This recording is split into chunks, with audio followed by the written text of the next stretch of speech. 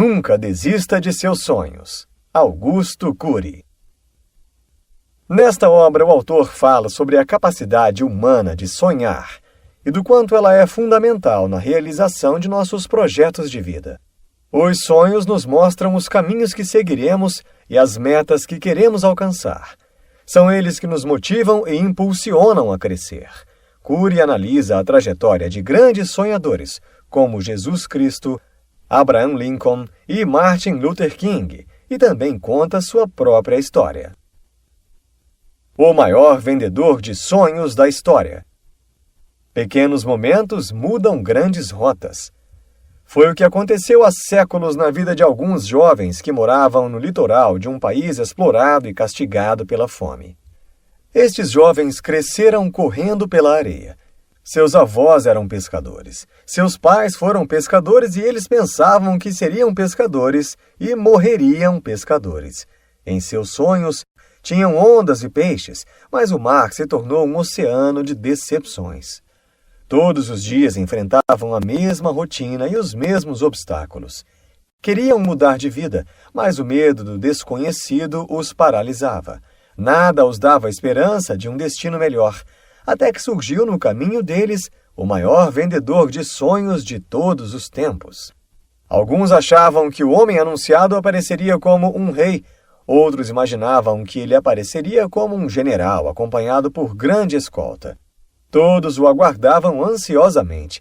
De repente, no entardecer, surgiu discretamente um homem simples, de origem pobre. Ninguém o notou. Não tinha escolta nem carruagem. Não se parecia em nada com um rei.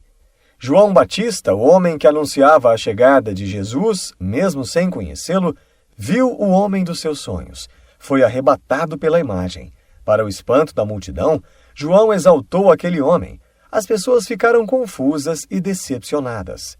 2 irmãos, Pedro e André, viram uma pessoa diferente caminhando pela praia, mas não se importaram. O homem aproximou-se, ergueu a voz e fez aos jovens uma proposta absurda. Vinde a mim, e eu os farei pescadores de homens. Jesus os convidou a trabalharem para a humanidade, a enfrentarem o oceano imprevisível. Mas por que seguir esse homem? O vendedor de sonhos era um estranho para os 2 irmãos. Jesus não prometeu estradas sem acidentes, noites sem tempestades, sucessos sem perdas. Mas prometeu força na terra do medo, alegria nas lágrimas, afeto no desespero.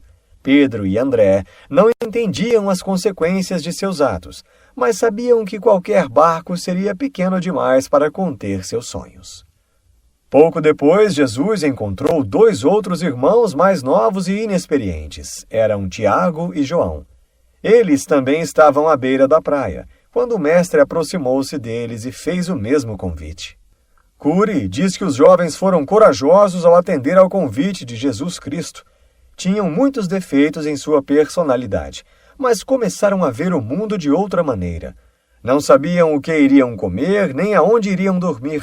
Só sabiam que Jesus queria mudar o pensamento do mundo. O autor questiona: quem foi mais audacioso? Os discípulos ao seguirem Jesus ou Jesus ao escolhê-los? Cury diz que Mateus tinha péssima reputação.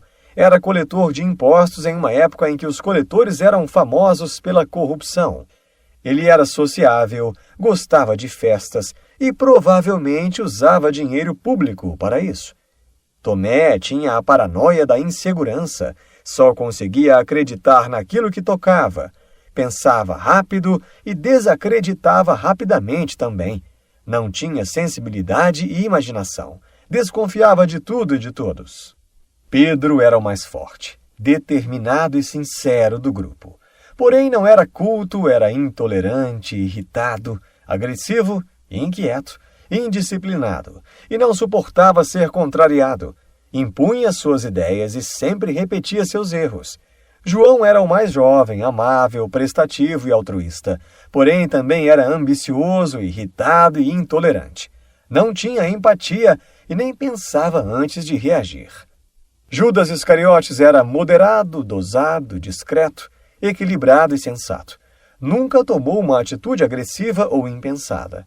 Jamais foi repreendido por seu mestre. Provavelmente era o mais culto dos discípulos. Preocupava-se com as causas sociais. Agia silenciosamente. Cury diz que se uma equipe de psicólogos analisasse a personalidade do time escolhido por Jesus, provavelmente todos seriam desaprovados, exceto Judas. Jesus preferiu trabalhar com jovens completamente desqualificados. Quis começar do zero. Preferiu a pedra bruta à mal lapidada. Jesus fornecia sonhos que faziam seus discípulos crescerem. Vendia o sonho de um reino justo, da liberdade, da eternidade, da felicidade inesgotável.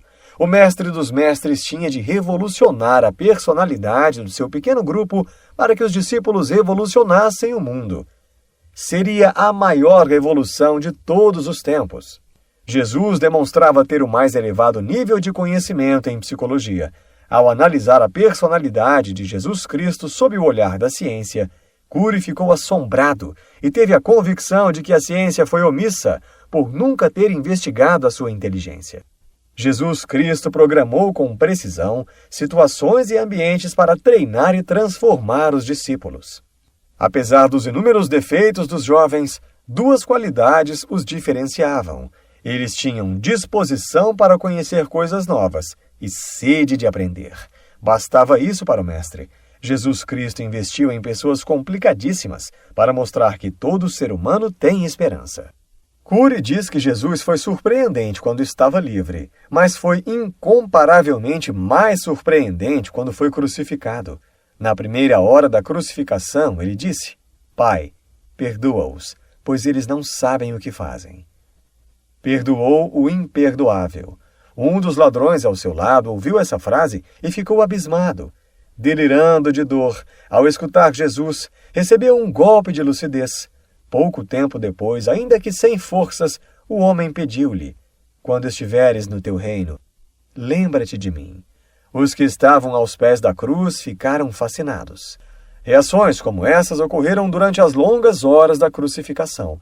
Quando Jesus deu o último suspiro, o chefe da guarda romana encarregado de cumprir a sentença disse: Verdadeiramente, este era o Filho de Deus. O mestre dos mestres nunca forçou ninguém a segui-lo, apenas convidava. Não tinha uma escolta nem uma equipe de marketing. Nunca derramou uma gota de sangue, e seu pequeno grupo era composto apenas por 12 jovens de personalidade difícil. Jesus os preencheu de emoções e de sonhos. Um sonhador que colecionava derrotas. Abraham Lincoln era um jovem simples, filho de lavradores. Não teve privilégios sociais, perdeu a mãe precocemente, aos 9 anos de idade. Adorava ler e tinha uma característica dos vendedores: reclamava pouco. Bem jovem, decidiu montar um negócio. Sonhava em ganhar dinheiro, ter prestígio social e conquistar uma vida tranquila. Mas o resultado de seu primeiro negócio foi a falência. Ingênuo, saiu do mundo dos negócios e partiu para o mundo da política, mas o resultado nas urnas não foi positivo. Apesar de desanimado, Lincoln não se deixou vencer e voltou-se novamente para o mundo dos negócios. Então, depois de organizar a sua pequena empresa e trabalhar muito, veio o resultado. Faliu novamente.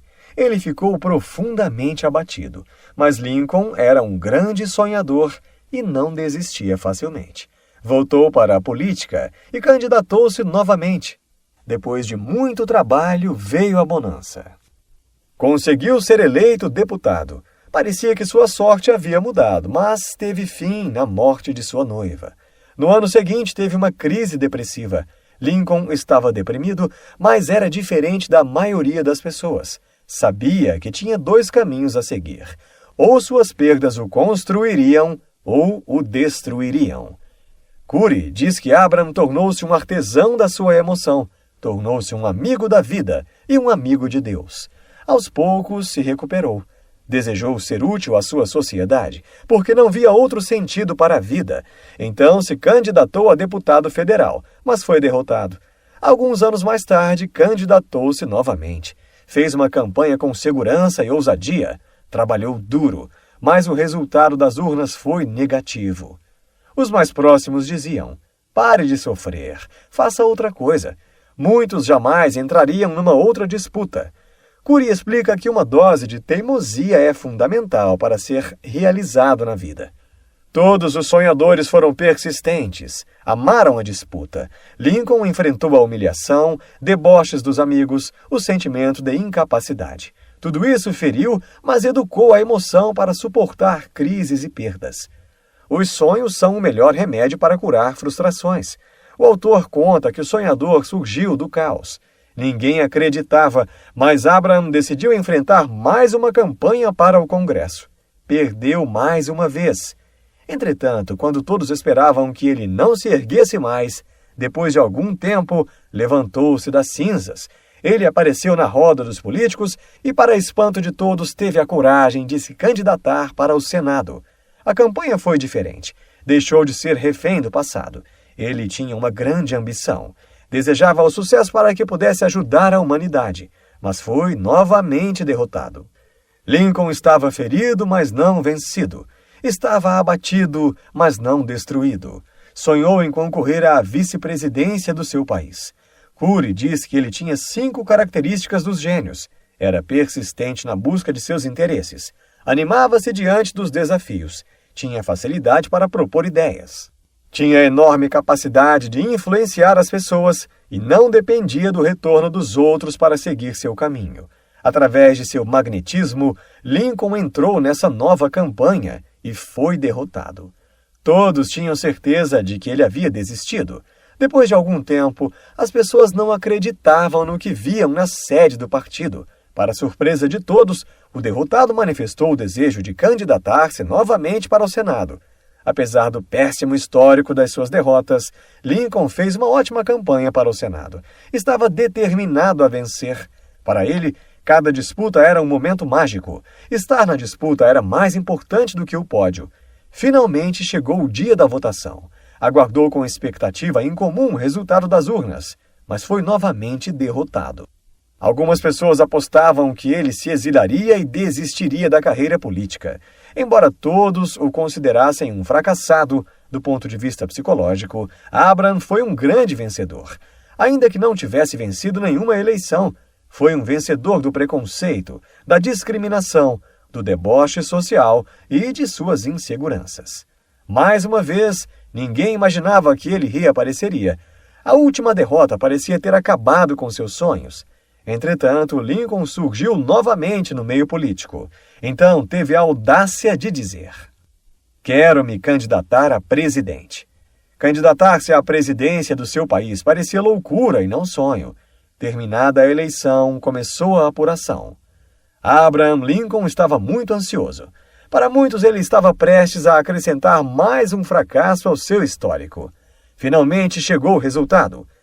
Eleito o 16º presidente dos Estados Unidos da América do Norte. Não apenas foi eleito, como se tornou um dos políticos mais importantes da história moderna. Foi o presidente que emancipou os escravos do seu país. Foi uma das maiores figuras da democracia moderna e dos direitos humanos. Teve todos os motivos para abandonar seus sonhos, mas apesar de todas as crises e frustrações, jamais desistiu deles.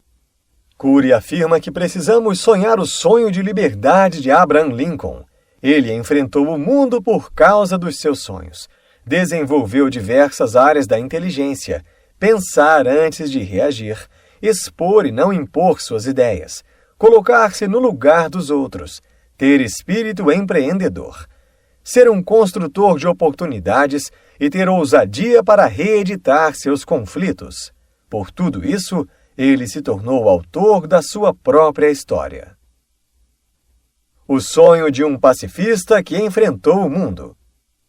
Martin Luther King era uma criança observadora, amava a liberdade. Desde muito cedo, sua sensibilidade fazia com que qualquer rejeição tivesse um impacto muito grande em sua mente. Podia suportar broncas, mas as reações de desprezo causavam-lhe grande impacto emocional. Martin não entendia por que os brancos se diferenciavam dos negros. Somando a todos seus problemas, aos 12 anos perdeu sua querida avó, enfrentou uma depressão e até tentou suicídio se jogando do primeiro andar de seu prédio. Estava destinado a ser um jovem ansioso e revoltado. 3 anos mais tarde, fez várias viagens. Ao conhecer diversas cidades, percebeu o clima de violência racial. Os brancos ameaçavam os negros. Esses comportamentos perturbavam o adolescente. Por quê? Qual o fundamento dessa rejeição? Não somos todos irmãos? Pensava. Resolveu fazer faculdade de teologia para encontrar respostas para o injusto mundo social. Foi contagiado pelo sonho dos direitos humanos, do respeito pela vida. Cury diz que a humanidade de Jesus Cristo influenciou a humanidade do jovem. Após receber o diploma na faculdade de teologia, inscreveu-se no curso de filosofia. Queria ser livre para pensar, pois acreditava que só uma mente livre é capaz de gerar pessoas livres. Era um jovem promissor. Podia seguir seus próprios interesses, mas preferiu dar seu tempo e sua inteligência para transformar a história de outras pessoas. Recebeu o diploma de doutor em filosofia e depois participou intensamente do movimento em prol dos direitos civis. Queria vencer a discriminação sem derramar uma gota de sangue. Começou a participar de passeatas e a fazer discursos sobre aquilo em que acreditava. No ano seguinte, as ameaças aumentaram. Sua casa sofreu um atentado à bomba, mas felizmente ele escapou. Ficou apavorado, mas entendeu que ou ele enfrentava seus medos ou seria submisso a eles. Aos olhos do mundo, seria melhor que ele recuasse e esquecesse seus sonhos. Muitos em seu lugar teriam desistido, mas Martin persistiu. Seu comportamento surpreendeu a psiquiatria e a psicologia. Luther King tornou-se um grande líder. Um excelente líder não é o que controla seus liderados, mas o que os estimula a fazer escolhas. Não é o que faz temer, mas o que faz crer. Não é o que produz pesadelos, mas o que faz sonhar. Martin começava a liderar movimentos de massa. Não passou muito tempo e veio um resultado comovente.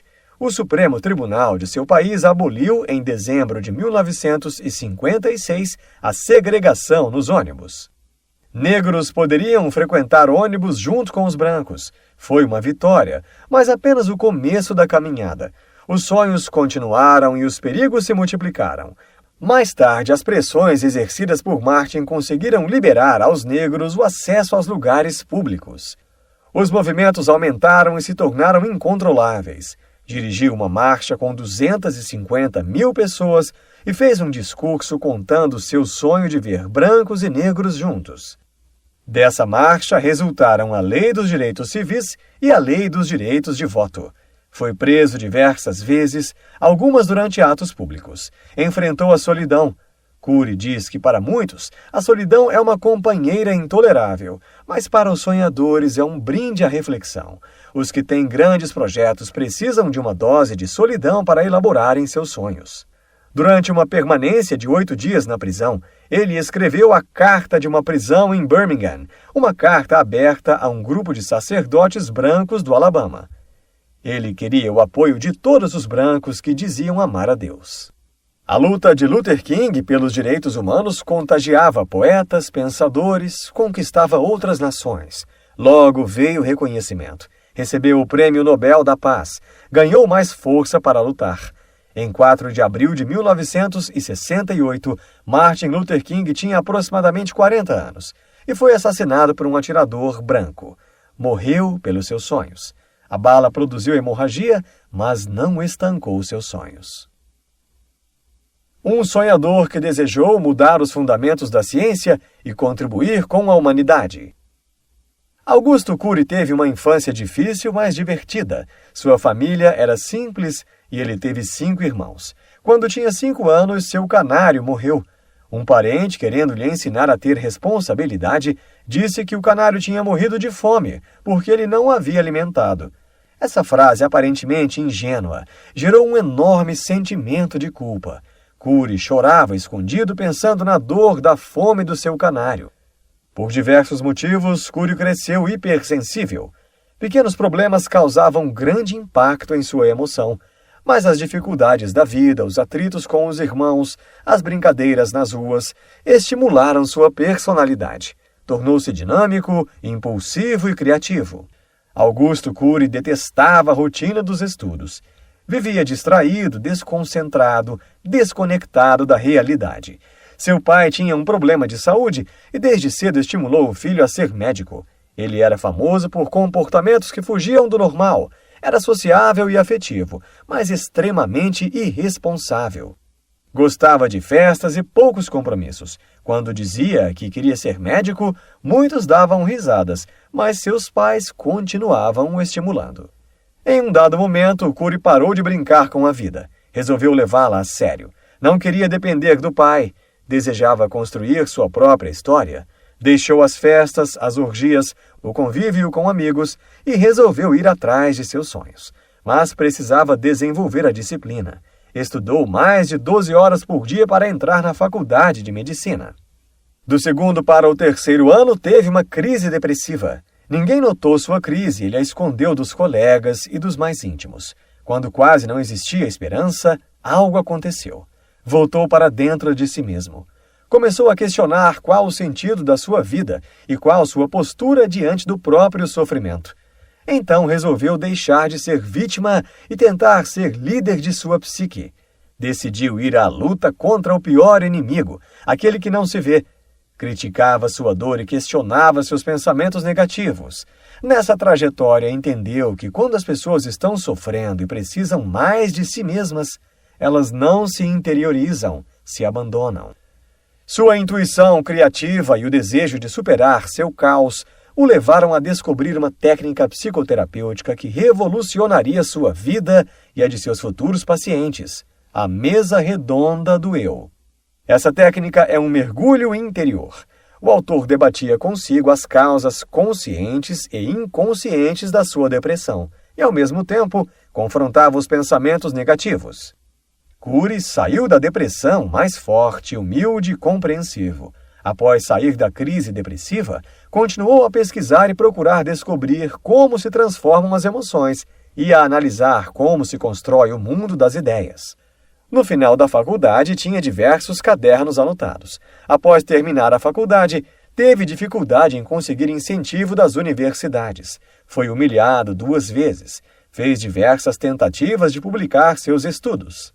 Procurou muitas editoras. Esperou durante meses uma resposta sem sucesso. Começou a dar palestras e entrevistas na mídia sobre os conflitos psíquicos. Em menos de 2 anos estava nos principais canais de TV do seu país e se tornara consultor científico. Era um profissional reconhecido e admirado, mas estava infeliz. Havia deixado seus sonhos. Então decidiu abandonar tudo e procurar o anonimato. Começou tudo de novo. Mudou-se para o interior, aonde atendia seus pacientes e os incentivava a serem autores de suas histórias. Sua produção científica intensificou-se, o obrigando a reduzir os seus atendimentos. Passou a escrever mais de 20 horas por semana, depois 30. O autor crê que fez importantes descobertas que provavelmente farão muita diferença na ciência do século XXI. Uma grande editora resolveu apostar em seu projeto e publicar a teoria, mas até psiquiatras, psicólogos, educadores tinham dificuldade em compreendê-las. Apesar disso, recebeu algumas mensagens de leitores dizendo que estavam impressionados com o conteúdo. Poucos exemplares foram vendidos. Curi teve a ideia de usar a teoria para analisar a personalidade de um grande pensador da história. Precisava escolher um grande personagem complexo e fascinante. Então decidiu analisar a personalidade de Jesus Cristo. Augusto Curi diz que ficou perplexo e deslumbrado. Percebeu que, mesmo sem a paleografia, crítica dos textos e a arqueologia, a psicologia podia provar que Jesus Cristo foi um personagem real. A publicação foi um sucesso estrondoso. Foram 5 livros sobre a inteligência de Cristo.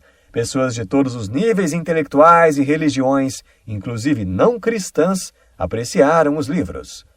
O autor afirma que os alicerces de sua personalidade não são os sucessos, e sim as lágrimas, dores e fracassos que vivenciou. Ele tem o desejo de que muitos jovens e adultos, através da leitura deste livro, sejam audaciosos em pensar e que possam ir mais longe do que ele. A humanidade precisa de pensadores apaixonados pela existência e que nunca desistam de seus sonhos. Augusto Curi. Insights. Os sonhos são o combustível para a vida. Não permita que a rotina e a luta do dia a dia enterrem seus sonhos. Os maiores sonhadores da história tiveram suas vidas marcadas por fracassos, lutas e por persistirem em seus objetivos. Jesus mostrava a seus apóstolos a possibilidade da realização dos maiores sonhos da humanidade. Neste livro, você aprendeu que quem não se permite sonhar não tem motivação para viver e ser feliz. Não existem limites para um sonho, e para grandes realizações é preciso sonhar alto. O maior vendedor de sonhos da história foi Jesus Cristo, que falou sobre os maiores sonhos da humanidade: a possibilidade da vida eterna, felicidade infinita, justiça e liberdade. O autor também mostra, através da própria história e das histórias de Abraham Lincoln e Martin Luther King, que nunca devemos desistir de nossos maiores desejos. Devemos ter inteligência emocional para enfrentar os obstáculos e persistir para vencer.